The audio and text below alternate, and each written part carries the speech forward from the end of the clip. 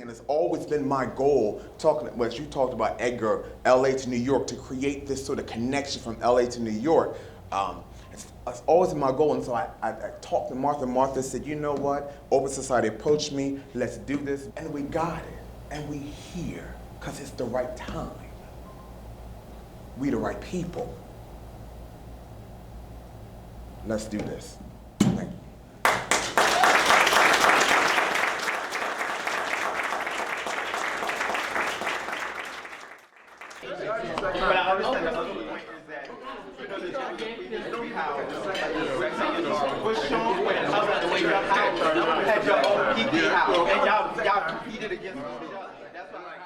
Right? So, one of the things we need to do is collate this, get the themes together, but I just want to say, you are the national leadership, step up into it. This is your process, move forward. I have complete faith that the leadership that we're looking for is around here.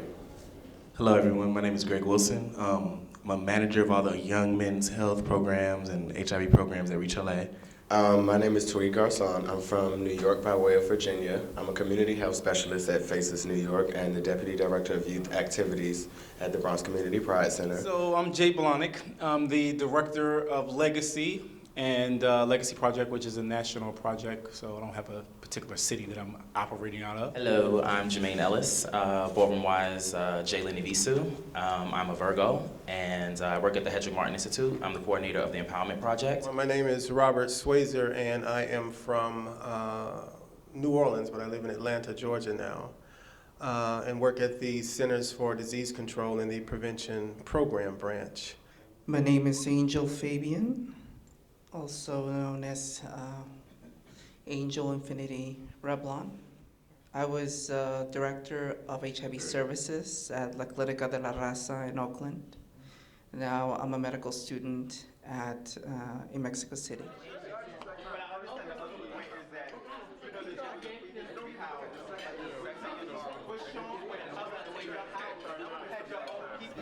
I guess working with the youth and young adult, it's just the fact that like when the ones that are leaders that know so much, they know every condom, they know every dental dam, they know everything about protecting themselves, but they still get infected. Yeah. Like that is something I have to hold with me because it's like, you grew up, you know better, like you know what's going on, you know more than I do a little bit about safer sex. And so what is that point? What are we not tackling as preventionists that is still pushing these young men to that point where they're still getting infected? It's always in my interest to intersect theology and anthropology with public health, because HIV and AIDS to me is not a public health discourse, it's a theological discourse. It's a political discourse. When you come from a black community who is very God-centered, who's been told that the essence of who you are is an abomination to the supreme God, what that does to the psyche of a human being. And every institution we deem necessary for human growth, church, school, family, community, repeats that same message. You are an abomination for just breathing, for just waking up. What that does to the psyche of a person. And I've oftentimes said in doing HIV prevention, how you asking black gay men to wear a condom to protect something they've been told that God sees of no value? That makes no goddamn sense to me. Never did. Because my job is to make sure that the ones that are around me that are not infected stay that way. And the ones that are sick or infected are gonna get help and find treatment. So now if I see you going towards that danger, there's no more biting my tongue. It's like, I'm gonna just have a conversation with you. It comes to a point where we have to empower people and make them feel better about themselves and see the value within themselves, so they wouldn't want to deter and degrade themselves in such a manner. So what do we do to make them feel better about themselves? It was a time that ballroom, in a way, kind of did do that. But then it got steered it in another direction. In the beginning, ballroom was about empowerment and taking somebody and being a mother.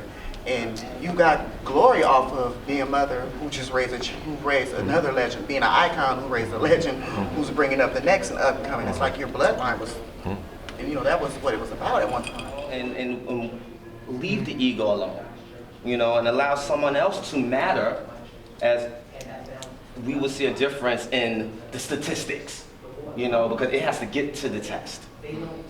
We are the vehicle for the disease. You know what I'm saying? So we have to, it's us before it even gets to the testing. So what is it about us that needs to shift and develop before we even get to it? You understand what I'm saying? What we want you to think about is to sort of broaden the frame and think about the priorities we're going to have to demand, because part of our work is to make some demands, make some priorities. The majority of the kids have a lot of issues. The HIV problem is not the issues, it's all the mental issues that go along with them. They on Nexapol, Nolapam, they on like 5 different mental medications alongside the HIV medication, and that's where a lot of the conflict comes from too. But so just to add that basically linkage to care is so important to kids. I'm sure if you look at some of the studies, you know, of LGBT people when it comes to healthcare encounters, is that they feel uncomfortable. They don't feel like this is something that their healthcare provider can handle in a conversation where I talk about my risk factors for X, Y, and Z. When we're talking education, because we have this new thing where it's just all about test.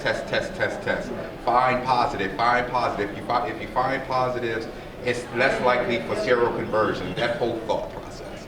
So with that, if people knew their status, why don't we have PSAs and prevention messages that say stuff like, are you undetectable? Those kind of positive messages for people who are already positive. Or did you know that if you were undetectable, you're less likely to transmit HIV to your partner? Those are things that individuals who are positive, if they knew that, then maybe they'd be more involved in care. I guess I'm looking to see a foundation and a structure that is present throughout the ballroom scene on a national level.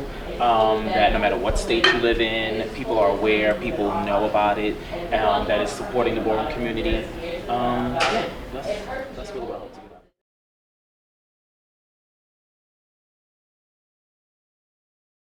But one of the things I encourage us to do, you're absolutely right. One thing I encourage us to do, but to be open. And part of, and I hear you, Sean, but part of why sometimes we have this back and forth, because there, and when you talked about it, and I hear you when you say, are we having straight talk? Because as a community, in a lot of ways, we've never really been engaged in this kind of process. This is the very first. We've had our meetings. We've had our meetings, but on a national level, it's not. And so for a lot of folks, things are convoluted. You know, I mean, straight talk with how do we get to these sort of plan of actions and everything like that. So I know it can be tiring, I know it can be stressful. I just say for people to be patient and trust the process. We have to own this community. We have to own it. We have to own this, and this is our community. Well, I look around, a lot of us are professionals in here, and we're not owning it. We own it when the board, we own our house. We're not owning the community, because it's more than Garcon or Revlon or Ms. Rahi or Ebony or Khan or Christian. It's a gay community, a black gay thing. It's affecting all of us. If we don't utilize the things we can use first, the things we have. We have that runway, we have mics, we have leaders, we have voices.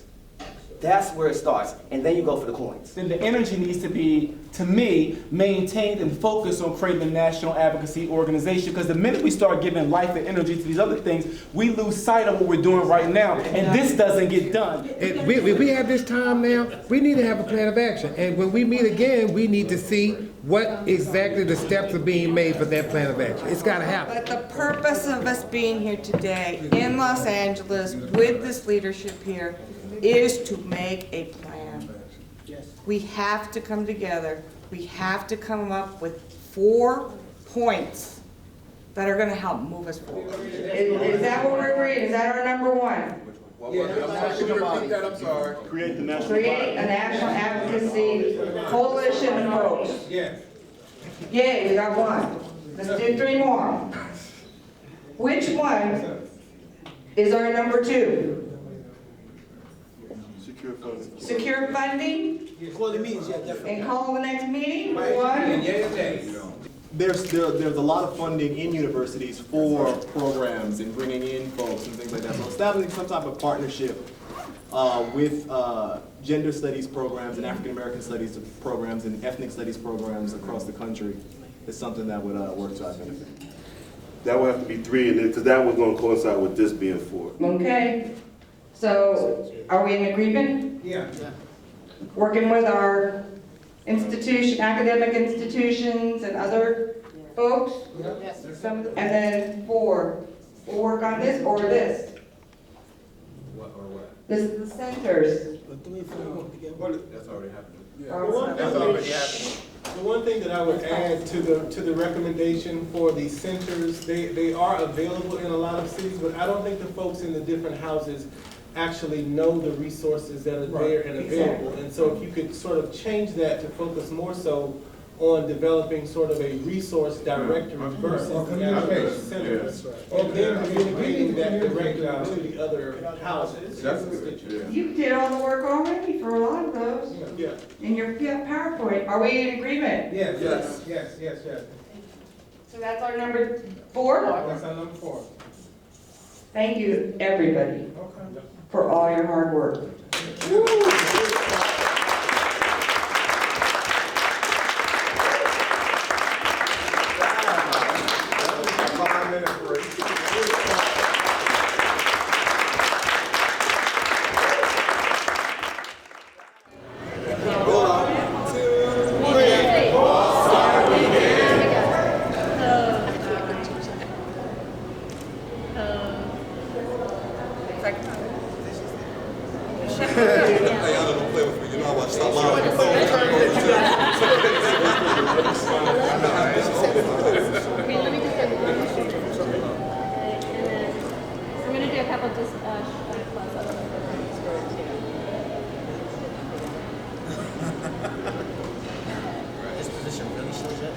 Oh,